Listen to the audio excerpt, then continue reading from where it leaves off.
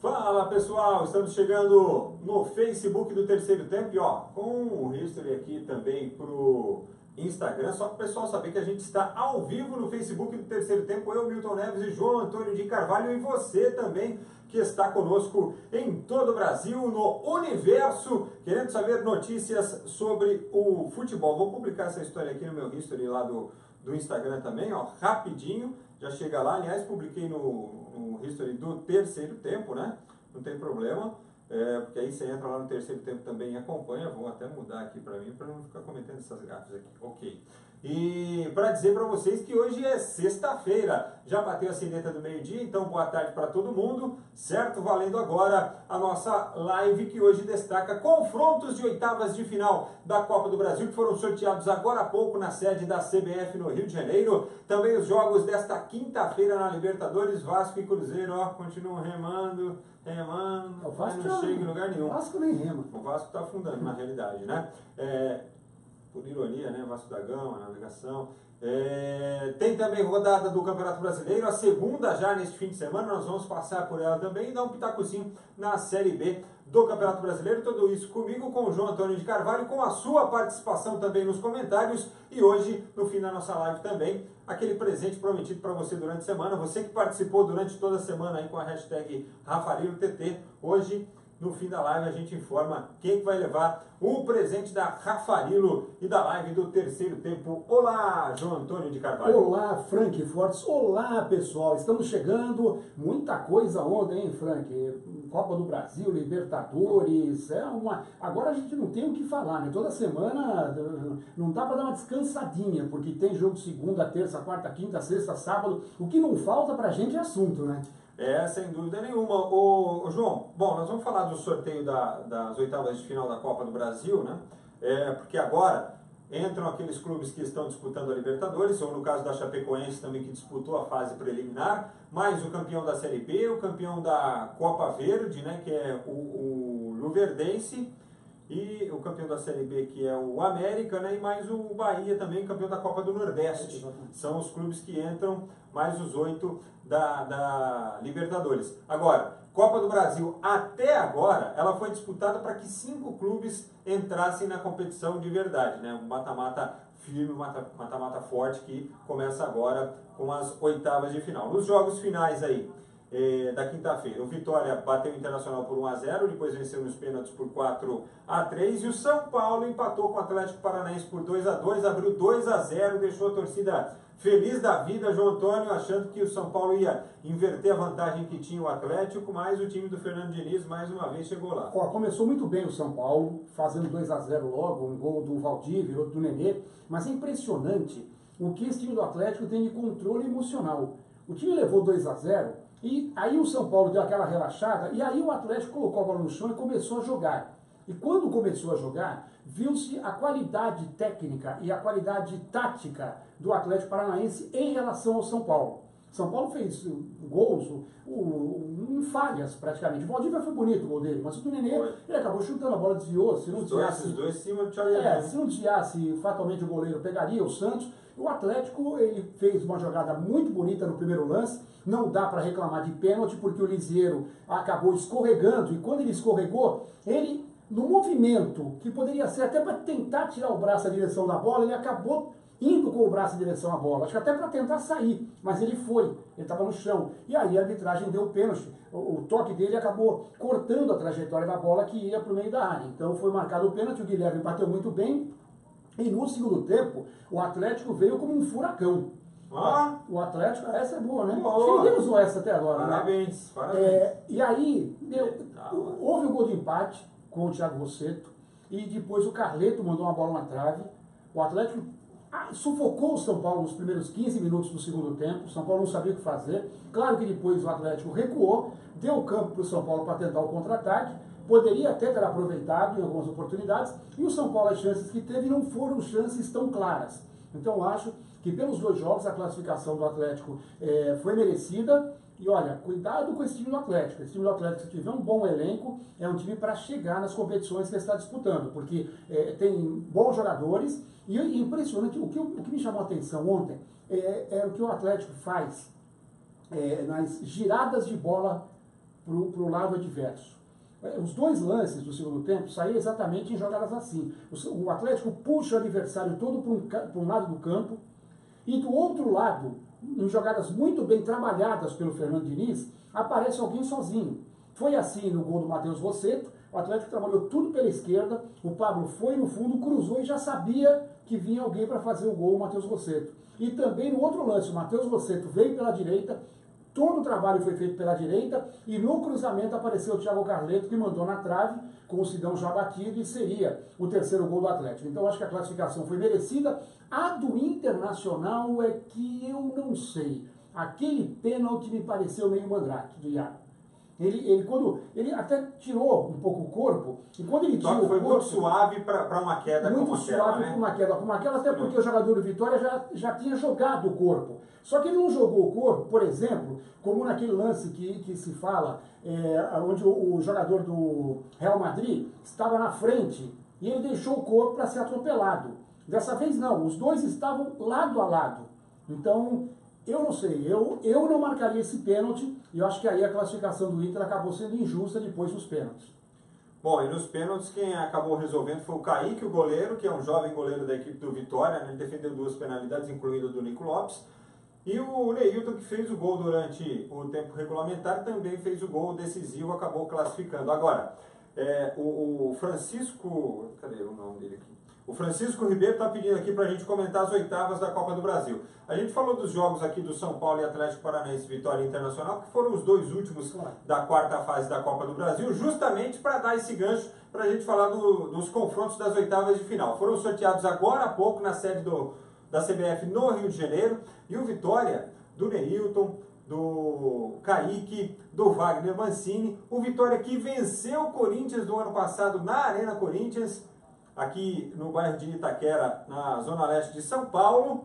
O Vitória, o rubro-negro, será justamente o adversário do Timão nas oitavas de final. É um dos confrontos das oitavas de final. Nós vamos passar os confrontos aqui para o João Antônio analisar um por um, ou destacar os principais. Vamos fazer um bate-papo aqui sobre esses confrontos. Então, assim, além de Corinthians e Vitória, nós teremos Chapecoense e Atlético Mineiro, Cruzeiro e Atlético Paranaense. Ó, o Atlético aí pegando mais um compromisso difícil contra o Cruzeiro do Mano Menezes, que também está meio claudicante lá na Libertadores. Então Copa do Brasil passa a ser fundamental para essas equipes que estão variando na Libertadores. O Vasco da Gama será o adversário do Bahia. Bora, Bahia! Em 2 jogos. O Grêmio pega o Goiás. Aqui não tá dando muita graça, né? O Palmeiras será adversário do América Mineiro. Tem um trio lá de ex-palmeirenses, né? O Marquinhos, o Luan e o Wesley. A Ponte Preta será adversária do Flamengo e o Santos pega o Luverdense, o campeão da Copa Verde. Daqui a pouquinho, daqui uns 45 minutos, 40 minutos, a CBF vai sortear os mandos de campo dessas partidas. Quem faz o primeiro jogo em casa, quem faz o jogo decisivo em casa. O fato é que, por exemplo, assim, o Grêmio e o Corinthians, que vão jogar na Libertadores agora só no comecinho de maio, jogam já na próxima semana, fazendo a partida de ida dos confrontos contra o Goiás, no caso do Grêmio, e contra o Vitória, no caso do Corinthians. Aquela adequação de tabela que é natural em função das competições simultâneas que os clubes estão disputando. João, o que você achou do sorteio? Eu vejo que, numa hora como essa, 16 times, né, você foi muito feliz. Até agora o mata-mata foi para eliminar aqueles que não tiveram competência para chegar na fase decisiva. Agora que o campeonato começa mesmo com a entrada dos times que estão na Libertadores. E agora eu acho que é fundamental para, de repente, nesses confrontos, você decidir em casa, porque não tem mais gol qualificado. Então, muitas vezes, quando você jogava a primeira partida em casa, você tinha que se preocupar em não tomar gol.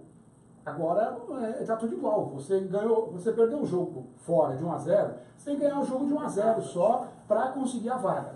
Eu vejo o seguinte, eu acho que nós temos 4 confrontos com favoritos, 2 equilibrados e 2 com um ligeiro favoritismo, eu vejo. E até porque aquilo que a gente falou, lembra do Ceará contra o Fortaleza? O Ceará é um time de primeira divisão que tem uma capacidade financeira maior por isso e que reforçou mais o time do que o Fortaleza. Aqui quando a gente vê confronto de times da primeira com a segunda, esses times são favoritos. O Grêmio é favorito contra o Goiás, até pelo futebol que está jogando. O Palmeiras e o América são da Série A, mas o Palmeiras, pelo poder que tem, se jogar o que sabe, é favorito. Santos e Luverdense, o Santos é favorito. E o Flamengo é favorito contra a Ponte Preta. Eu acho que esses 4 confrontos, favoritismo existe a partir daí. Eu vejo com muito equilíbrio Vasco e Bahia.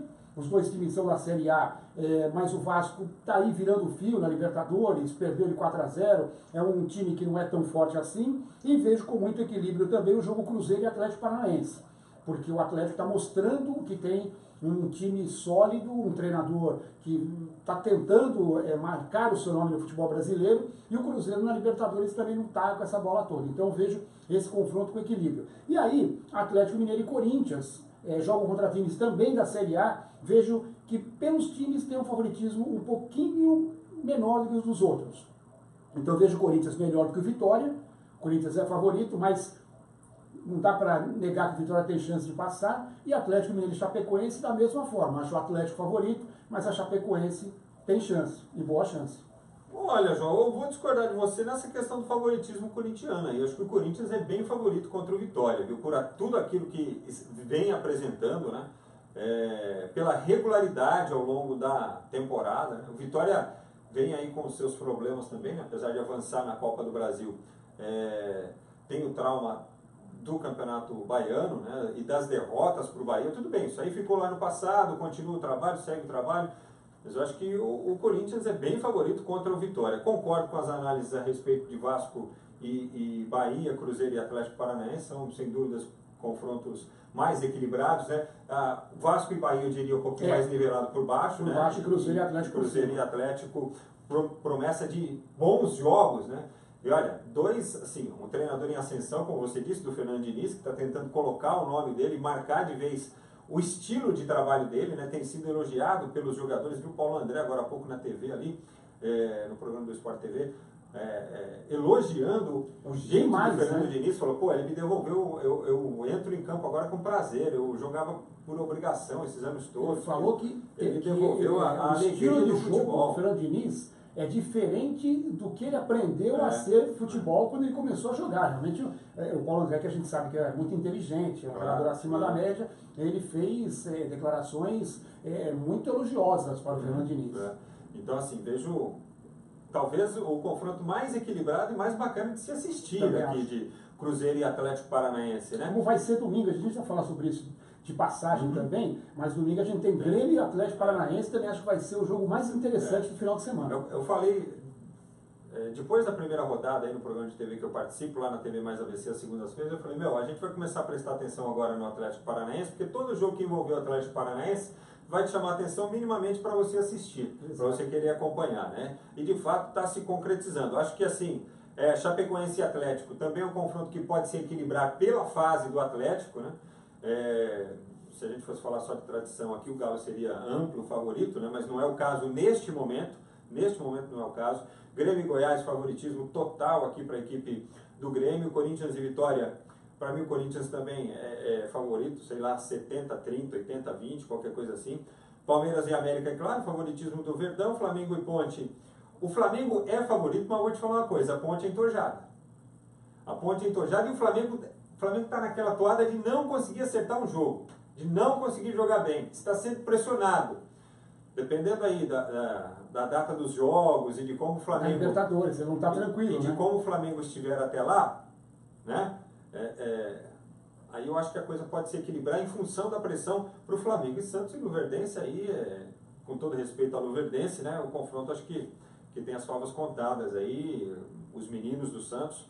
E vamos ver se o Luverdense consegue apresentar algo de diferente que chame a atenção também para a gente falar, pô, deveríamos estar mais atentos com esse time. Eu não vejo isso, pelo menos, neste momento. Então, a partir da próxima semana, viu, João, já começam os jogos de oitavas de final com o Corinthians enfrentando o Vitória e o Grêmio jogando contra o Goiás. Só resta saber onde serão os primeiros jogos, né? Ou se na casa de Corinthians, ou do Vitória, ou em Goiás, ou então em Porto Alegre. Mas ficou de bom tamanho, né? Ficou atraente a Copa, que é a multimilionária Copa do Brasil a partir de agora. Ficou legal e não tinha muito o que fugir, porque os 8 da Libertadores estavam de um lado, grande, né? estavam de um lado e os outros 8 estavam do outro. A gente sabe que Dentre esses outros 8, a gente viu a classificação de um Atlético Paranaense e de um Atlético Mineiro. São times que a gente está colocando aqui com uma chance de equilíbrio muito grande. E os outros aí, Ponte Preta, o Goiás, e o Vitória acabaram se classificando, mas vai depender muito. Vitória, eu acho que desses 3 ainda é o que tem um pouquinho mais de condição, mas Goiás e Ponte eu vejo a situação mais complicada. Muito bem, é isso aí. Falamos da Copa do Brasil, oitavas de final. Você, é claro, vai continuar acompanhando conosco tudo a respeito desta competição, né? Mais tarde, no terceirotempo.com.br, a definição dos mandos de campo também, né? Que será sorteado daqui a pouquinho lá na sede da CBF. Vamos falar de Libertadores, porque ontem nós tivemos mais brasileiros em campo pelo grupo 5, e olha, chacoalhar, né? Essa aí foi caçapa cantada, né? O Vasco foi jogar lá contra o Racing, só não tomou meia dúzia porque o Martins Silva ainda defendeu 2 penalidades do Lisandro Lopes, mas no resultado final 4-0 para a equipe do Racing. Racing fez 9 gols na Libertadores de 2018, 8 contra equipes brasileiras. E aí, muita gente fala, o Racing estava a 4 jogos sem vencer. Até o Centurion. Até o Centurion, o Lisandro Lopes perdeu o pênalti, mas fez gol. E esse Lautaro Martins, que é um jogador de muita qualidade, muito talento, ele que arrebentou com o Cruzeiro naquele 4-2. Muita gente fala do Racing, o Racing está um bom tempo sem ganhar no Campeonato Argentino, mas o Campeonato Argentino está quase decidido, tem 2, 3 times que ainda estão brigando por alguma coisa. O restante não. Então, o Racing está de olho na Libertadores. E é o melhor time argentino que eu vi jogar até aqui. Não só por essa vitória, porque o Vasco está bem abaixo dos demais brasileiros, mas pela vitória contra o Cruzeiro. 4-2 com autoridade e foi muito bem naquela partida. O Racing, com os seus 7 pontos, deu um passo importantíssimo para a classificação. O Cruzeiro empatou 0-0 com a Universidade de Chile, até que não foi mal, mandou 2 bolas na trave, mas foi um jogo em que o Cruzeiro acho que se preocupou mais em não perder para tentar, de repente, decidir tudo em casa. Porque agora ele pega em casa a Universidade de Chile, joga fora só contra o Vasco da Gama, que vai já estar morto nesse momento, embora seja um clássico entre brasileiros, e define a classificação em casa contra o Racing, possivelmente o Racing já campeão do grupo. Então eu acho que o Cruzeiro poderia ser um pouco mais ousado, mas mesmo da forma que o Mano colocou o time em campo, ainda foi melhor que a Universidade de Chile e acho que ganha na próxima rodada e acho que se classifica apesar dos tropeços. Agora, João, o youtuber Vanderlei Luxemburgo já dizia o seguinte, hein? O medo de perder tira a vontade de ganhar, né? Ontem era um jogo em que o Cruzeiro teve as oportunidades para vencer a partida. Mas não arriscou tanto, porque numa dessas, se você arrisca, você tenta sufocar, tenta ganhar de qualquer forma e perde o jogo, aí você está fora. Porque Laú está muito pressionado também lá no Chile. O técnico está pressionado, o time está pressionado no campeonato nacional e não consegue render na Libertadores também. Então, é que se você joga tudo ou nada, mesmo jogando com cautela, o Cruzeiro foi melhor e teve 2 bolas na trave. Poderia sim ter apertado mais o jogo, poderia ter ganho. Mas se você faz isso e acaba tomando um gol, perdendo o jogo, estava fora praticamente. Então, eu acho que o Mano teve que pensar o que é melhor nesse momento. E eu acho que ele tomou uma certa cautela aqui, até que não foi uma posição ruim. Se cuida, hein, mano? Emelec e River. O River venceu por 1-0, o jogo foi lá no Equador, aí o River passou para segundo no grupo 4, que é o grupo do Flamengo, mas está empatado em número de pontos com o Flamengo, certo? E no grupo 8, que é o grupo do Palmeiras, o Atlético Júnior venceu o Alianza Lima jogando lá no Peru. Foram os primeiros 3 pontos do Júnior de Barranquilla. A primeira vitória, então ele foi para 3 e o Alianza Lima tem apenas 1 ponto ganho. E aí está bem dividido esse grupo, né? Porque o Palmeiras tem 7, o Boca tem 5, o Alianza Lima tem 3, o Júnior tem 3 e o Alianza Lima tem apenas 1 pontinho. Né? O resultado foi bom até para o Palmeiras, porque o Alianza ganhando ia para 4 pontos, ia ficar ele e o Boca próximos do Palmeiras. Em relação ao Júnior, o Palmeiras já tem 4 pontos de vantagem e vai fazer 2 jogos em casa. Só sai para jogar contra... O Palmeiras tem... o Palmeiras enfrenta o Boca, né, semana na Argentina. Um em casa e depois joga fora. Depois joga com a Alianza fora e recebe o Júnior. Então é um jogo só em casa. Mas de qualquer forma, eu acho que o Palmeiras, com 7, ganhando um jogo, indo para 10, não vai perder 2. Eu acho que o Palmeiras classifica, mas foi bom esse resultado. E o do River foi horrível para o Flamengo, o resultado, porque o River tem camisa. Se o Emelec ganhasse, ia embolar mais o grupo. Agora não, agora embolou em 3. E o Flamengo tem 2 jogos fora de casa, contra os times que estão nesse bolo. O Flamengo só pega em casa agora o Emelec. Ele joga fora contra o River e joga fora contra o Santa Fé. Então, a situação do Flamengo, esse resultado de ontem, deixou o Flamengo, ó, com a corda no pescoço.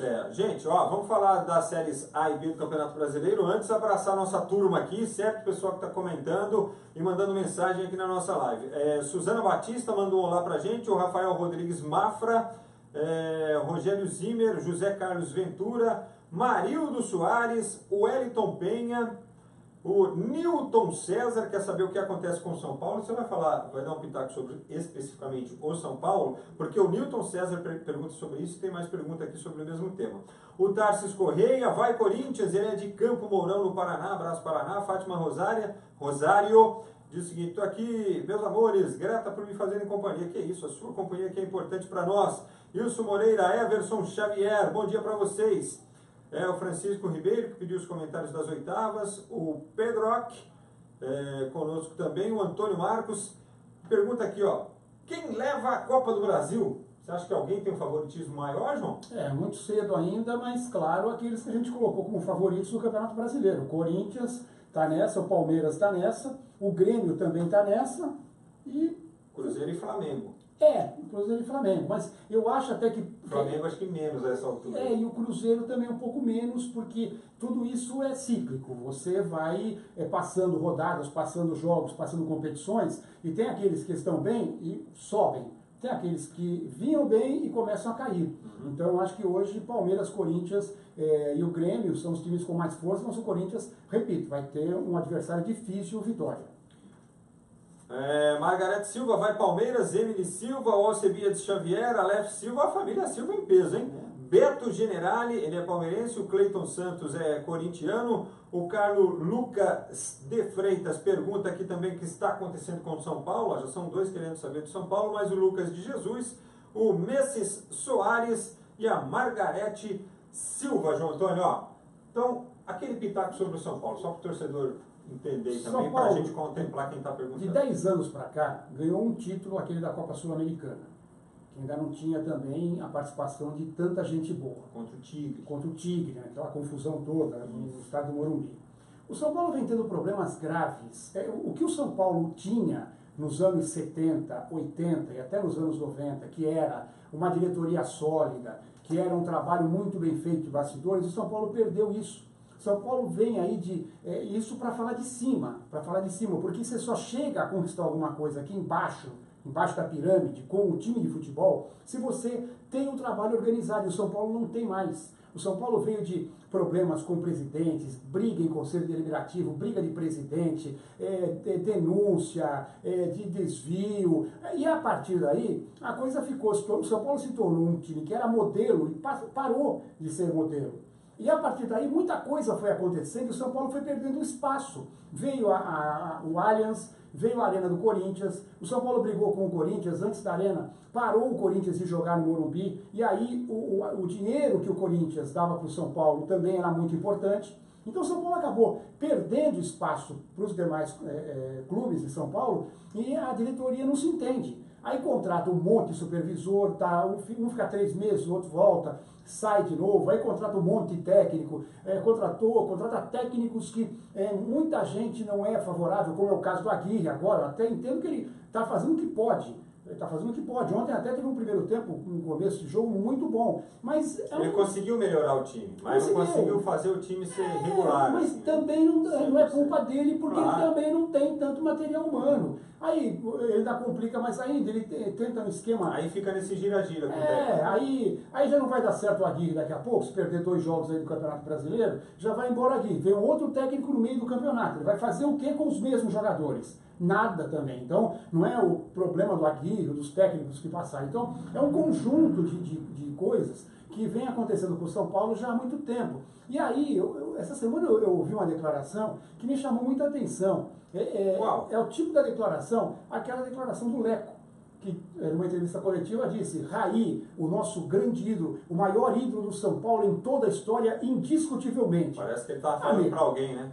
Parece que ele estava falando para alguém que a gente pode colocar quem é, Rogério Ceni. O Rogério Ceni fez a sua carreira inteira no São Paulo. O Rogério Ceni fez o nome do São Paulo rodar o mundo por ser o goleiro que mais fez gols de falta. Quem é o maior ídolo do São Paulo? Vai respondendo aí. Para mim é o Rogério. Aí o que acontece? O presidente do clube, ele pega e já entra em conflito até com a própria torcida. Eu acho que o Raí fez muito, bicampeonato mundial, claro, mas o Rogério também fez. Então a palavra indiscutivelmente foi muito mal utilizada pelo presidente do São Paulo. E aí são essas atitudes que colocam o São Paulo lá para baixo. São Paulo era um modelo, hoje não é mais. Então não tem que começar só dos jogadores, porque você tem que começar lá de cima, estruturando tudo, conseguindo patrocínios fortes, arrumando dinheiro, porque só aí você vai conseguir contratar jogadores. Aí você faz o time, aí na base da pirâmide, um técnico pode fazer um trabalho bom e ganhar título. Vamos lá, senão a gente vai estourar aqui também. Ó. Vai escrevendo aí, quem que você acha que foi o grande ídolo da história do São Paulo, nos seus comentários aí, tá bom?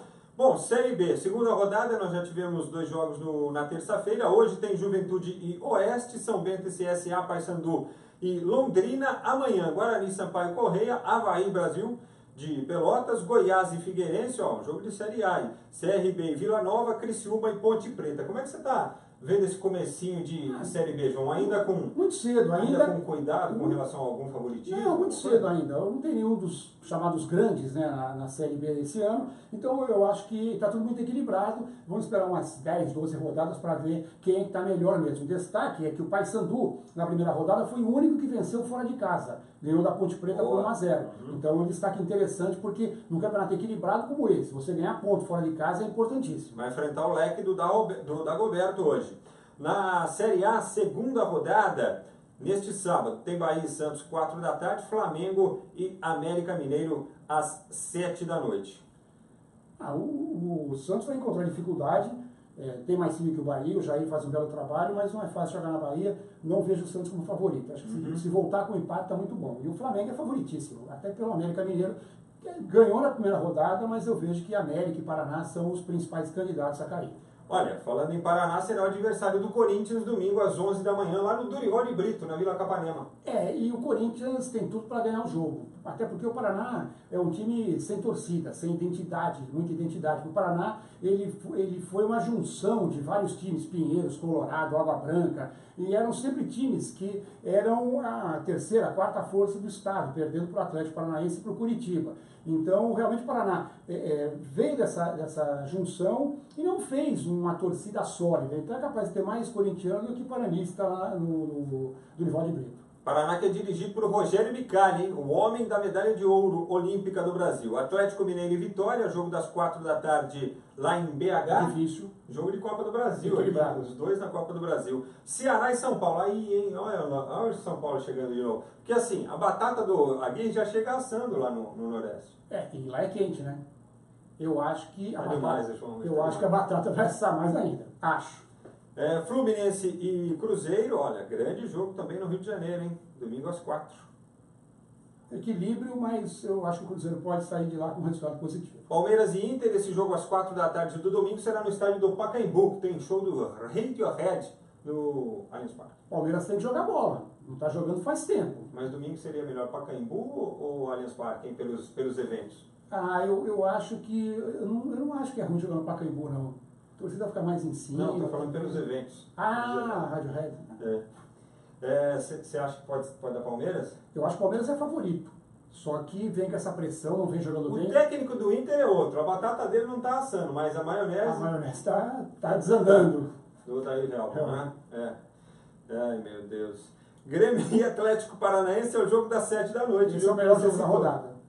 Para mim, o melhor jogo da rodada, o Grêmio muito bem e o Atlético fazendo um belo papel onde disputa. Então, acho que é o melhor jogo. E o Botafogo virou time da segunda-feira, é isso? Ainda bem que ele é da segunda divisão, né? Na segunda-feira, encerrando a rodada, Sport e Botafogo lá na Ilha do Retiro, mas aí dá pra gente falar também na segunda-feira. O pessoal falando aqui a respeito do Leco e do São Paulo. Gilberto Carvalho Damas, o São Paulo é um bom time, só estão se afobando, acelera e perde força, e o outro cresce. Ontem foi assim, ele não é São Paulino, ele disse. O Itamar Oliveira diz que o Leco está se agarrando nestes ídolos para esconder a incompetência dele e diz que, sem dúvidas nenhuma, o Rogério é o grande ídolo da história do São Paulo, e o corintiano Márcio Luiz Vaz Lima também participando conosco. Tem algum destaque olímpico aí, João? Olha, está dois destaques. Segura esse destaque aí, porque é o seguinte, já vou informar aqui quem que vai levar um par de sapatos Raffarillo, presente da Raffarillo e do terceiro tempo esta semana, tá bom? Eu tenho a lista aqui de todo mundo que participou, e aí vamos contemplar quem participou mais vezes, quem aceitou a brincadeira assim mais vezes, quem usou mais a hashtag RaffarilloTT, tá bom? Por isso a Tatiane Mazinho de Carvalho está levando um par de Raffarillos. É um presente para você, Tatiane, por interagir conosco, e agradecendo também todos que participaram. O terceiro tempo, a nossa redação entra em contato com a Tatiane pelo Facebook mesmo, viu, Tati? E aí você define para quem que você vai dar de presente, se você vai querer um sapatênis, algo diferente para você, tá bom? Aí a gente vai se falando, parabéns e obrigado a todos que esta semana entraram na nossa brincadeira aqui. Nas próximas semanas nós faremos um concurso cultural, alguma coisa aí também, para presentear mais você, para fazer você participar mais conosco das lives aqui do terceiro tempo, que sempre tem o destaque olímpico de João Antônio de Carvalho. Futebol feminino, Brasil 3, Argentina 0. A Marta deu 2 assistências, o Brasil ganhou 0-0 no primeiro tempo, não foi muito bom, mas no segundo tempo o Brasil deslanchou, gols da Cristiane, da Thaís e da Debinha. No outro jogo, Colômbia 0, Chile 0, então o Brasil já está no Mundial de 2019, porque eram 2 vagas diretas. A última rodada, Brasil e Colômbia, Argentina e Chile. O Brasil, para conquistar o título, precisa só de um empate. Mas como tem 5 gols de saldo e a Argentina tem 3 pontos, é o único que pode alcançar o Brasil, tem menos 1 de saldo, então o que acontece? O Brasil, mesmo perdendo o seu jogo, dependendo de quanto a Argentina ganhar o seu, o Brasil fica com o título. Então o Brasil está muito perto da primeira vaga direta para os Jogos Olímpicos de Tóquio em 2020. Beleza. E no NBB, o Novo Basquete Brasil, o Flamengo é o primeiro semifinalista. Ontem na Arena 1, o Flamengo derrotou o Minas 97-92. No tempo normal, o Flamengo perdia por 9 pontos, faltando 2 minutos. O Marquinhos fez bola de 3, o Pecos bola de 3, o Flamengo empatou o jogo. Aí na prorrogação o Flamengo ganhou. Dos 14 pontos do Flamengo, 12 foram do Marquinhos, que gastou a bola. Marquinhos que é interminável, hein? E olha, e jogando sempre com a mesma precisão, né? Ele e o de 3 lá, o irmão do Duda. Na verdade, o Duda que é irmão dele. O Marcelinho também é infalível. Agora o Marquinhos é sensacional. E para finalizar, no segundo jogo de ontem, outro jogo de ontem, o Bauru venceu o Franca fora de casa. Foi lá no Pedrocão e venceu 83-77, 2-0 na série. O Bauru fica muito perto também das semifinais. Hoje, o Mogi joga contra o Caxias do Sul, de novo em Mogi. Se ganhar também, fecha o caixão, faz 3-0 e se classifica para as semifinais. E hoje tem Paulistano e Solar Cearense aqui na capital, na primeira rodada, primeiro jogo, surpresa. O Solar Cearense ganhou lá em Fortaleza. Paulistano, segunda melhor campanha, tem que tentar reverter no jogo de hoje aqui em São Paulo. Muito bom, João Antônio. Olha, muita gente querendo saber se o Roger já fica à disposição do Carille para domingo. Parece que vai ter que fazer um trabalhozinho físico ali para dar uma enxugadinha, mas logo vai estar à disposição do técnico do Corinthians. Tatiane Mazinho, parabéns para você, viu, que está levando o par de Raffarillos que a gente ofereceu de presente esta semana. E muito obrigado a todos que estiveram conosco ao longo da semana. Segunda-feira tem mais live do terceiro tempo. Vamos embora, João? Bom fim de semana, bom plantão para você.